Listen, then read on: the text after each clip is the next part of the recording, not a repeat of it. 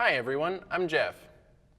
In this problem, we'd like to write an expression for the sequence 7, 21, 63, and so on, such that we can determine what the ninth term in this sequence would be.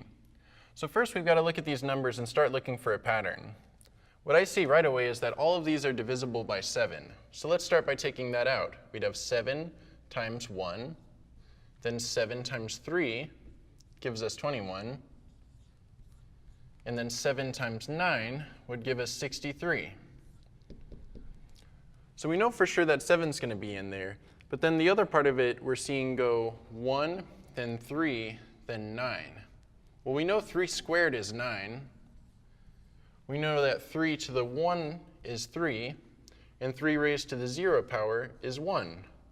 So if we multiply those by the 7, our sequence is going to be preserved. Finally, we need a way to write this expression in terms of the variable n. We've got an increasing variable now. It's the coefficient here going 0, 1, and 2. And that's good because we can represent that in terms of n, which is going 1, 2, 3, 4, although we're going to have to add one more thing here.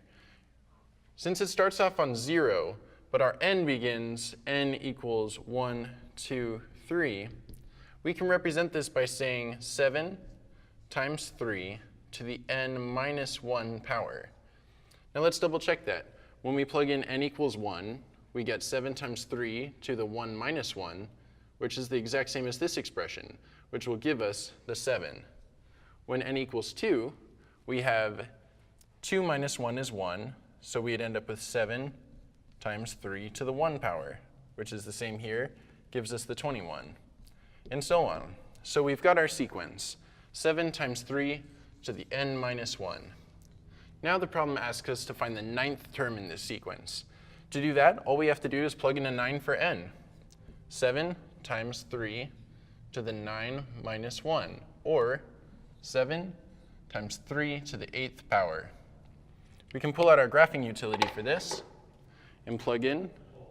You do 7 times 3 to the 8th power gives us 45,927, which is the ninth term in this expression.